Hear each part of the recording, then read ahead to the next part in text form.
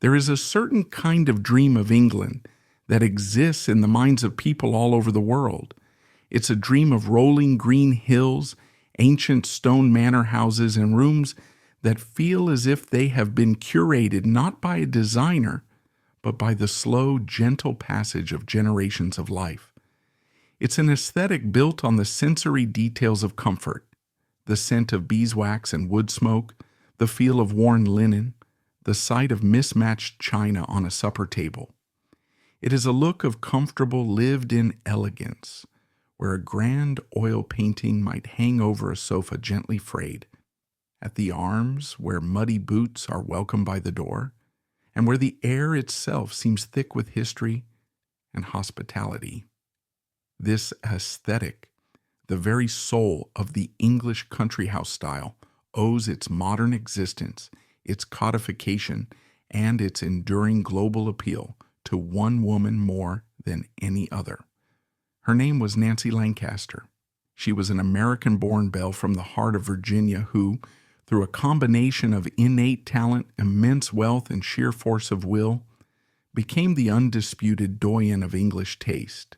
She was the woman who, with a legendary eye and a famously sharp tongue, taught the British aristocracy how to live in their own homes. She created spaces that were havens of serenity, beauty, and comfort.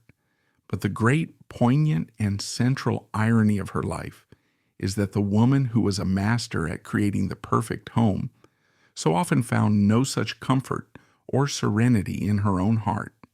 Behind the magnificent facades of the legendary houses she inhabited, she lived a life often marked by private torment, withering emotional neglect, and a profound, isolating loneliness. This is the story of the woman who turned mansions into legends, but who often felt like a prisoner within their gilded walls. A story of how the search for the perfect home can be a substitute for the search for a happy life. To understand the extraordinary and often contradictory life of Nancy Lancaster, you must first understand the two distinct worlds that shaped her. The first was the world of her birth, postbellum Virginia at the turn of the 20th century. Nancy Perkins Field was born in 1897 into the heart of the Virginian gentry. This was a society steeped in a nostalgic, almost mythical reverence for the Old South, a world where family lineage, tradition, and the art of gracious living were paramount. Her childhood was spent at Mirador, a beautiful, sprawling estate at the foot of the Blue Ridge Mountains. It was a place of warmth, classic elegance, and a deep connection to the land. Mirador, with its rambling charm and sun-faded interiors, was a vision of pastoral perfection that would become the indelible blueprint for her entire design philosophy. The second world, the one she would conquer, was that of England in the years between the two world wars. This was the glittering high-stakes era of the so-called dollar princesses. This was a well-documented social phenomenon where scores of wealthy American heiresses, armed with vast industrial and commercial fortunes, crossed the Atlantic to marry into the British aristocracy. They traded new money for old revered titles, infusing the financially struggling English upper classes with a much-needed jolt of American cash and vitality. It was the age of Consuelo Vanderbilt marrying the Duke of Marlborough, her fortune saving the legendary Blenheim Palace. It was a world of magnificent country houses, which were not merely homes but the epicenters of political and social life where major decisions were made over weekend house parties. It was a world of immense privilege and rigid social codes, but also one that was beginning to show signs of a terminal decline, the last glittering twilight of an old aristocratic order that was being crushed by death duties and the changing realities of the 20th century. Nancy Lancaster would come to straddle these two worlds, an American with a Virginian soul who would ultimately become, as one observer noted, more English than the English themselves. Nancy's early life at Mirador was, by her own account, idyllic. She was one of 5 children of Thomas Moncure Field and Elizabeth Langhorne. Her grandfather, Chiswell Dabney Langhorne, a railroad millionaire who had rebuilt his fortune after the Civil War, had purchased Mirador and established a life of sophisticated yet relaxed country living. It was here, in this beautiful informal setting, that Nancy absorbed her first and most important design lessons. She learned that a house should be welcoming above all else, that rooms should flow into one another, that comfort was more important than rigid formality, and that the vibrant colors of the garden should be brought inside. This deep-seated memory of Mirador's pleasing decay, the artful shabbiness of faded curtains and gently worn furniture, and its atmosphere of comfortable elegance would become the touchstone for her life's work. A pivotal influence in her young life was her formidable aunt, also named Nancy. Nancy Langhorne had married the fabulously wealthy American-born Waldorf Astor.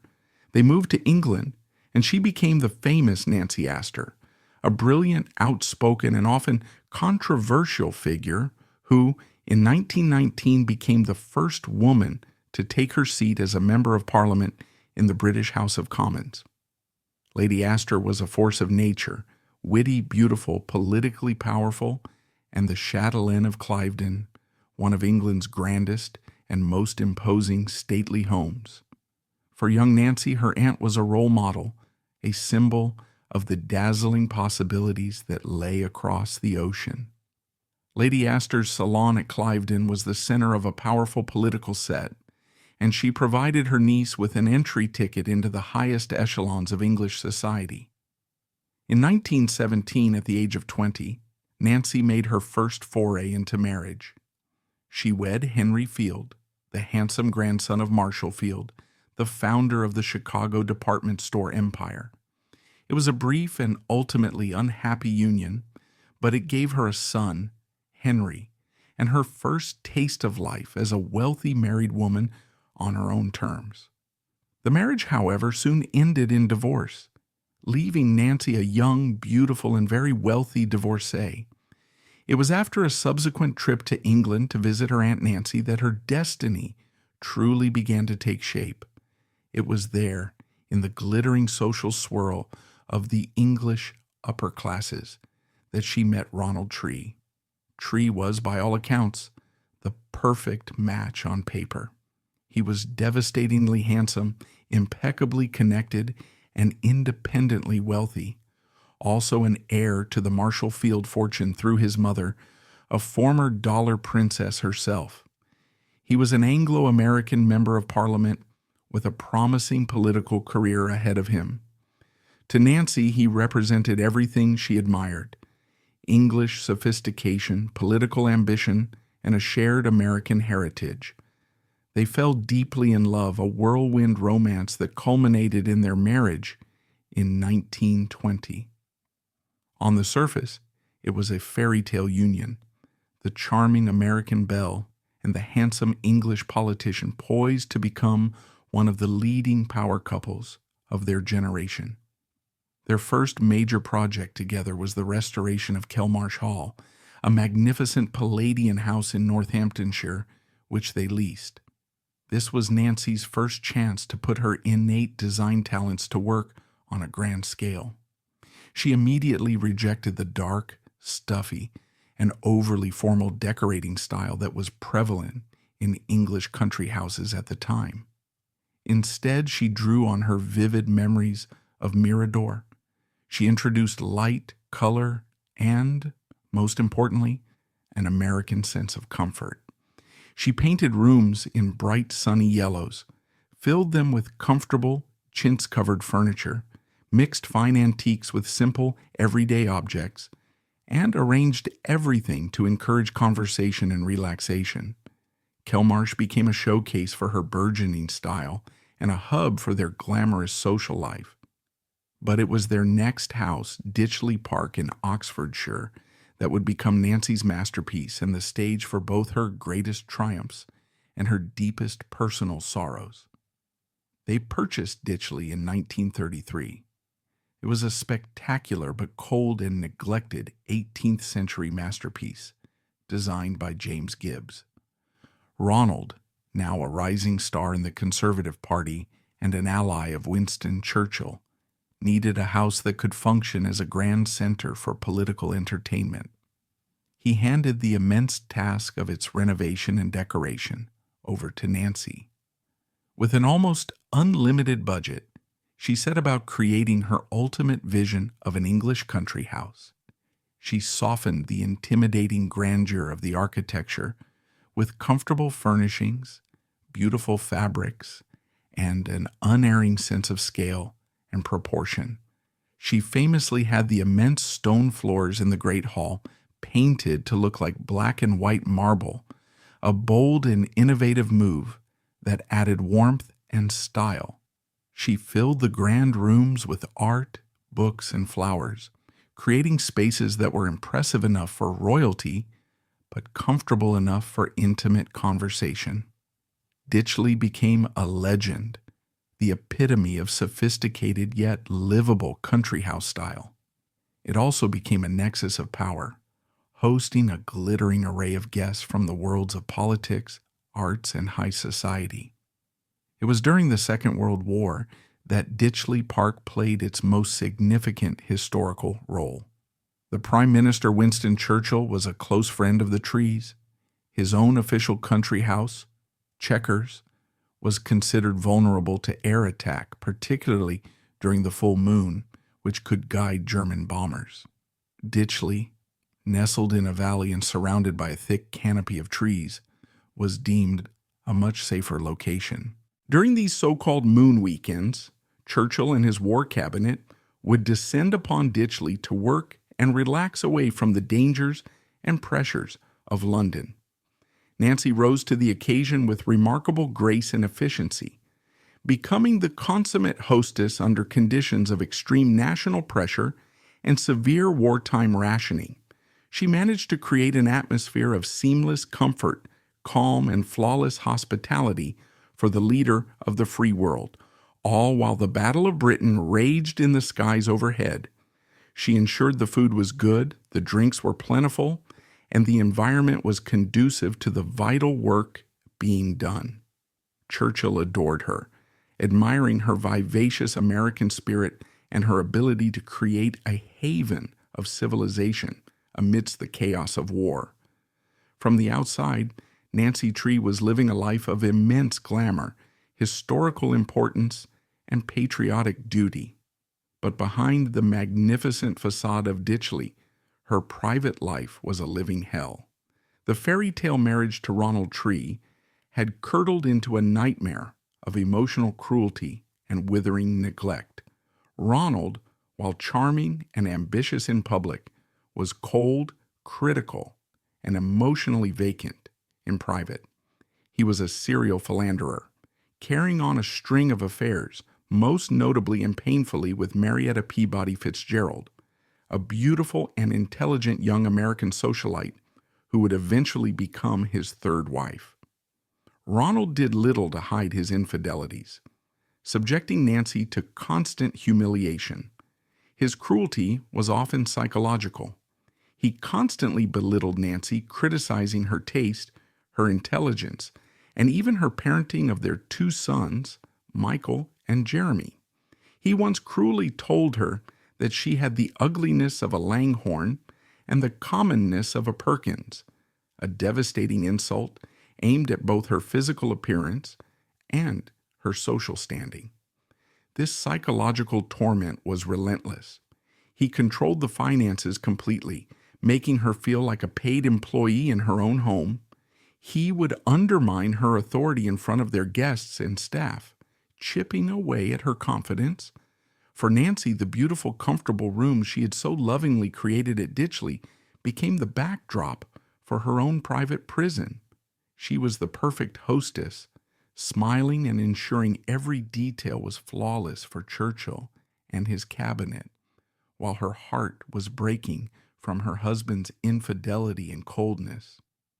One of the most poignant anecdotes from this period comes from her son, Michael Tree, who recalled his parents' interactions as a form of blood sport, with Ronald delivering cutting remarks that would leave his mother visibly devastated. She was living the very definition of a gilded cage, surrounded by unparalleled beauty, luxury, and historical significance, but starved of the affection, respect, and emotional security she craved above all else. The end of the war brought the end of the marriage. In 1947, Ronald Tree divorced Nancy to marry Marietta. The divorce was a devastating blow. Not only did she lose her husband and the social standing that came with his political career, but she also lost Ditchley, the house she had poured her heart and soul into, the house that was her greatest creation. She was left adrift, a woman of 50, whose primary role as a political hostess and chatelaine had been stripped away. But Nancy Lancaster was, above all else, a survivor. Instead of fading gracefully into a quiet, wealthy obscurity, as many women of her class and era would have been expected to do, she embarked on a remarkable third act. In 1948, using a portion of her divorce settlement, she purchased the controlling interest in a small upscale London decorating firm called Colfax and Fowler. The firm was run by John Fowler, a brilliant, technically gifted but often difficult and temperamental decorator known for his encyclopedic historical knowledge and his masterful use of paint, fabric, and decorative finishes. The partnership between the aristocratic Nancy Lancaster and the professional John Fowler became one of the most legendary and famously contentious in the history of interior design. It was a clash of titans, a perfect fusion of taste and talent. She was the wealthy American with an innate, almost infallible sense of taste, scale, and atmosphere. He was the middle-class English professional with the technical expertise and historical precision to bring her visions to life. Their working dynamic was legendary. She would sweep into a room and declare, with her distinctive Virginian drawl, "This room is simply dying for a bit of butter yellow." And he would be the one to painstakingly mix the perfect subtle shade. He was the master of detail. She was the master of the overall effect. They argued constantly. He resented her aristocratic airs and her often vague, impressionistic directives. She was frustrated by his meticulous, sometimes fussy attention to detail and his concern for budgets, which she largely ignored. Yet together they were alchemy. They codified and perfected the English country house style, making Colfax and Fowler the preeminent decorating firm in the world for decades, with a client list that included royalty, aristocrats, and titans of industry. During this period of professional triumph, Nancy embarked on another, far less successful partnership. In 1948, she married Claude Gilly Lancaster, a wealthy landowner and former member of Parliament. The marriage was a spectacular disaster from the start. On their honeymoon, he famously remarked, "I'm afraid I don't find you in the least attractive." The union lasted only a few years, ending in another painful divorce in 1953. It seemed that while she could create perfect harmony in a room, she was destined to find only discord in her romantic relationships. After her third divorce, Nancy threw herself completely into her work and into creating her own personal havens. She decorated a succession of beautiful homes for herself, most famously her London flat on Avery Row, where she painted the drawing room her signature butter yellow, a color that became iconic in the design world. She became a design oracle, holding court from her sofa, dispensing witty, often withering pronouncements on taste to a reverent audience of designers, clients, and journalists. She was known for her sharp tongue and her unforgettable aphorisms. Decorating is all about memory. she would say, or understatement is the refuge of the unimaginative. She championed the idea of pleasing decay, the beauty found in objects and houses that showed the gentle marks of time and life, a direct rebellion against the cold perfection of modernism. The controversy surrounding Nancy Lancaster's life lies in the very nature of her world. Her life was one of immense, almost unimaginable privilege. The aesthetic she created, while appearing artfully informal and shabby, was in fact a highly curated and extremely expensive look, accessible only to the very wealthy. Was it an authentic country style, or a romanticized fantasy of aristocratic life, polished and perfected for a new generation of elites? The debate also extends to her partnership with John Fowler. For years, she was often given the lion's share of the credit, her legendary taste overshadowing his immense technical skill and historical knowledge. It was a complex dynamic, fraught with issues of class and gender, where the wealthy amateur and the professional tradesman forged a brilliant but often unequal partnership. The historical significance of Nancy Lancaster is immense and undeniable. Her primary achievement was the creation and popularization of what we now know as the English country house style. Its core tenets, a mix of grand and humble furniture, a reliance on comfort and practicality, the use of faded chintzes and soft, nature-inspired colors, and an appreciation for the patina of age, have influenced interior design globally for over 70 years. The modern, shabby chic and farmhouse aesthetics popularized by figures like Ralph Lauren and Martha Stewart are direct descendants of the style she and John Fowler perfected. She effectively taught the world how to achieve a look of inherited, understated elegance. Her life also serves as a fascinating chronicle of the 20th century transatlantic elite. Through her story, we witness the end of an aristocratic era, the changing role of women in high society, and the complex interplay between American wealth and English tradition. Perhaps most importantly, her story is a powerful testament to female resilience. At a time when women of her class were defined almost exclusively by their husbands, Nancy Lancaster found her true power and purpose after the collapse of her most significant marriage. She transformed her personal passion into a world-renowned professional empire, becoming a formidable businesswoman in her own right, long before it was commonplace. As we look back on the long and remarkable life of Nancy Lancaster, who died in 1994 at the age of 96, we are left with the great paradox that defined her existence. She was the woman who created some of the most serene, beautiful, and comfortable homes in the world, yet so often lacked serenity and comfort in her own heart and her own relationships. She sold the world a dream of a certain kind of life, a life of effortless elegance, deep-rooted history, and gracious hospitality. Her ultimate triumph was that in creating this timeless style, she built a beautiful and enduring monument that outlasted the personal sorrows that so often fueled its creation. The rooms she designed were not just spaces to be looked at, they were spaces to be lived in, imbued with memory, atmosphere, and soul. And in perfecting the art of the home, Nancy Lancaster, the woman who so often felt emotionally homeless, managed to create a lasting legacy of beauty and comfort that has become a home for the dreams of us all.